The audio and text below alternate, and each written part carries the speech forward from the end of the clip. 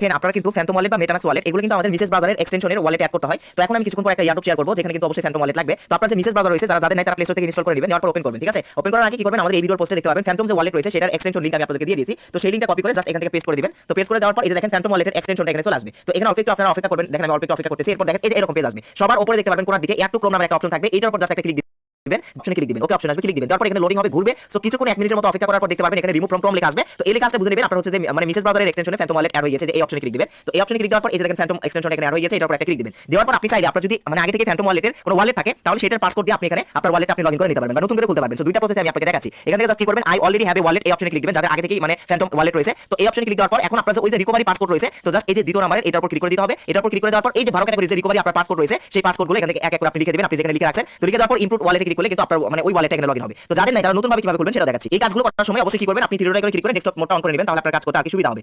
তো যারা নতুন করে অ্যাকাউন্ট করবেন তো তারা কিভাবে অ্যাকাউন্ট করবেন দেখাচ্ছি। এই যে ক্রিয়েট এ নিউ ওয়ালেট এটার উপর একটা ক্লিক দিবেন। তারপর এখান থেকে আপনি কি করবেন, কন্টিনিউ উইথ ইমেইল। সো তার নিচে দেখতে পাবেন create a seed pass wallet, just এটার উপর ক্লিক করবেন। ওই যে ইমেইলে ক্লিক করবেন না, দ্বিতীয় নাম্বারে ক্লিক করবেন। তো দ্বিতীয় নাম্বারে ক্লিক করার পর আপনি যে ওয়ালেট খুলবেন তার পাসওয়ার্ড এখানে সেট করবেন। পাসওয়ার্ড বক্সে যেটা দিবেন দ্বিতীয় বক্সে হ্যাপি পাসওয়ার্ড দিবেন, দুই বক্সের মধ্যে। আর হ্যাঁ, পাসওয়ার্ড দেওয়ার সময় অবশ্যই কি করবেন, আপনার @@ তুলবেন। তারপর হচ্ছে যে @ মানে কি সেটা আমি আপনাকে বলে দিচ্ছি, যে কিবোর্ড থেকে @ তুলবেন, তারপর হচ্ছে যে কিছু সংখ্যা দিবেন, এরপর আপনার ইংরেজি নামের এই যে বড় হাতের অক্ষর দিবেন। সো এগুলো দিয়ে আপনার যেটা মনে থাকবে সেই পাসওয়ার্ড মানে দুইটা বক্সে একই ধরনের পাসওয়ার্ড দিয়ে এই যে এই অপশনে টিক মার্ক দিয়ে কন্টিনিউ বাটনে একটা ক্লিক দিবেন।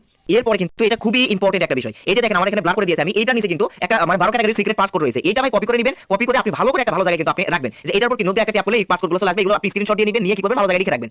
কপি করা হয়ে গেলে আপনি এই যে এখানে একটা টিক মার্ক দেওয়ার অপশন পাবেন, এখানে টিক মার্ক দিয়ে কন্টিনিউ বাটনে একটা ক্লিক দিবেন। এই যে দেখেন এখন আপনি গেট স্টার্টেড অপশনে ক্লিক দিবেন, তার মানে আপনার কিন্তু এখানে ফ্যান্টম ওয়ালেট খোলা কমপ্লিট হয়ে গেছে। এই যে দেখেন, ঠিক আছে। তো এখন আমি মানে আপনাদেরকে যেভাবে এই ওয়ালেটগুলোতে মানে মেটামাক্স ওয়ালেট বা হচ্ছে এই যে ফ্যান্টম ওয়ালেটের যে ইয়ারডগুলো দিব, এই ইয়ারডগুলো এখানে কানেক্ট করে নেবেন। ঠিক আছে, সেইভাবে দ্রুত সবাই মেটামাক্স হচ্ছে মিসেস ব্রাউজারে আপনি ফ্যান্টম ওয়ালেট অ্যাড করে নিন। আসসালামু আলাইকুম।